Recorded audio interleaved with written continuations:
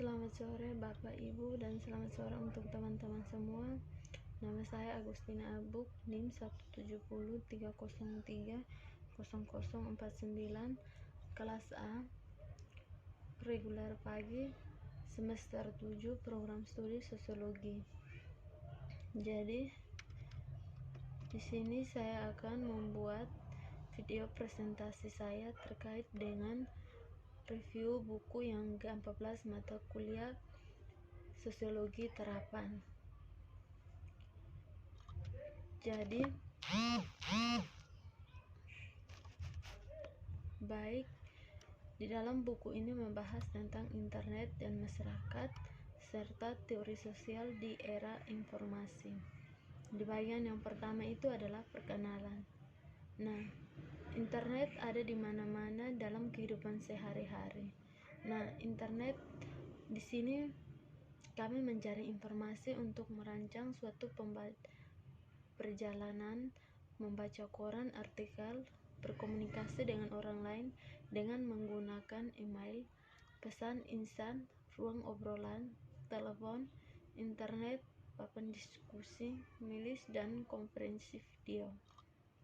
Kami juga mendengar musik, radio, menonton video, memesan atau membeli dengan melelangkan barang yang berbeda.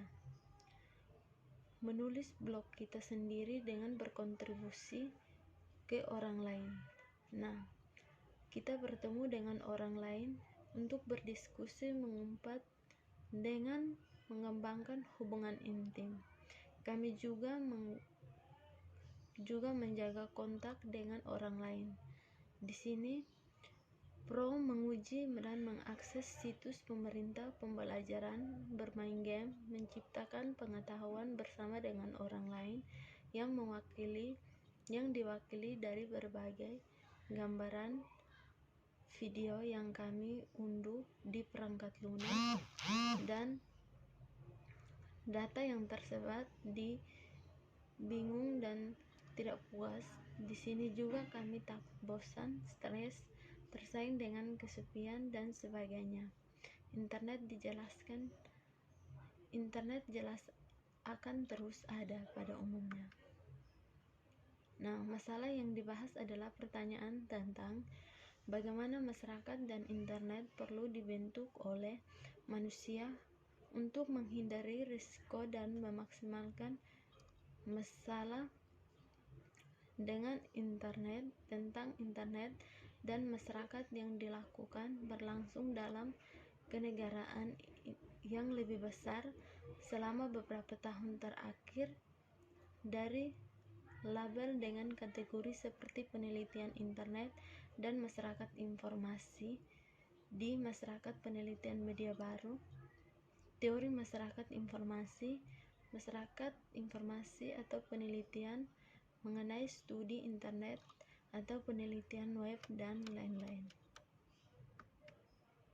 Kemudian yang berikut adalah pengorganisasian diri dan kerjasama. Nah, di dalam bab ini memperkenalkan bahwa gagasan perorganisasian diri sebagai landasan teori yang nantinya akan digunakan untuk membuat konsep hubungan internet masyarakat. Nah, pertama, prinsip sistem pengaturan ini diperkenalkan di 2.1. Maka pengertian organisasi mandiri diartikan sebagai reformulasi dan di filosofi kuliah. Kemudian yang 2.2 itu menggunakan konsep organisasi diri di neo teori liberal dikritik. Kemudian yang ketiga itu di bagian 2.3 itu gagasan alternatif tentang pengantar dari sebagian lembaga sistem kooperatif dikembangkan pada tahun 2014 dikembangkan. Kemudian yang berikut 2.4 itu adalah beberapa kesimpulan yang ditarik. Nah, yang pertama itu kita bahas tentang 2.1 itu mengenai karakteristik sistem pengorganisasian diri.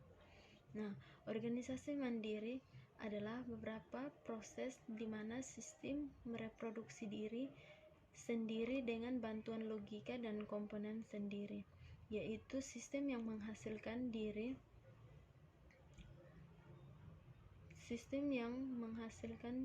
dirinya sendiri pada logika internal. Sistem ini mengatur diri sendiri adalah alasan penyebab mereka sendiri. Mereka memproduksi diri kausat, dan sistem yang mengatur diri sendiri di Orde Baru muncul di setiap sistem lama. Tatanan baru ini tidak dapat direduksi menjadi satu elemen-elemen yang interaksinya sistem karena sebuah dari sistem lebih jauh dibandingkannya.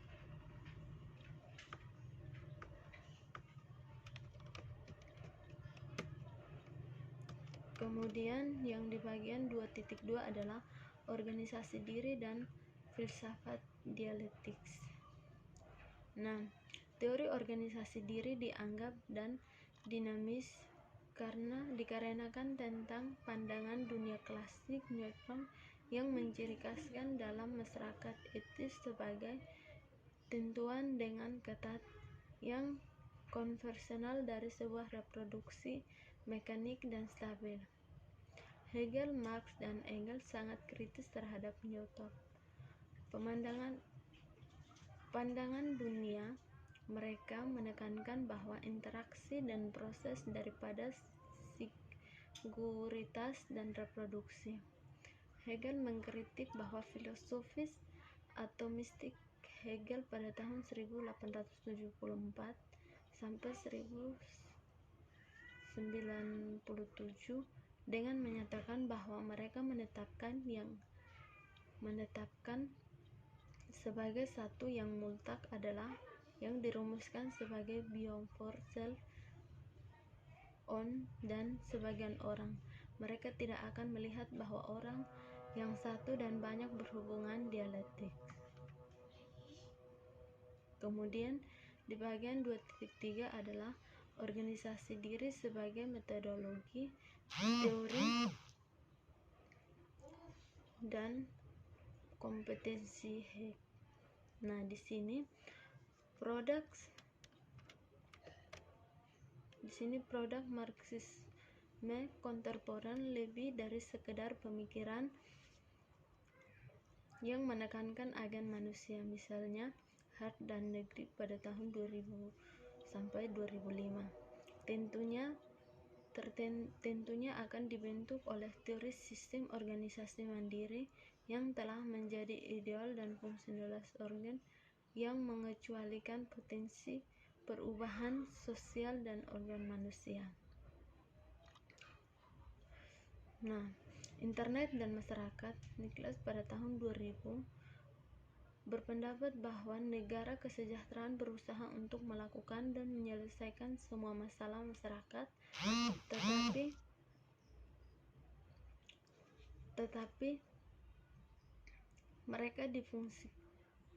tetapi ini tidak mungkin menyebabkan masalah dalam masyarakat yang dibedakan secara fungsional.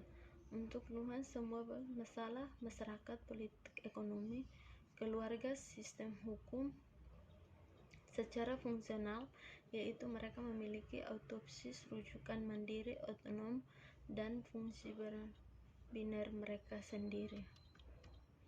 Kemudian yang di bagian yang terakhir adalah alternatif organisasi diri masyarakat sebagai kerjasama manusia. Nah, perorganisasian diri bukan hanya di ideologi neomarxis dalam kehidupan sehari-hari. Jika demikian, dengan ide seperti manajer dari perlawanan aktivitas akar rumput, demokrasi propatis menentukan nasib sendiri orang terhadap heterogenis ketersaingan,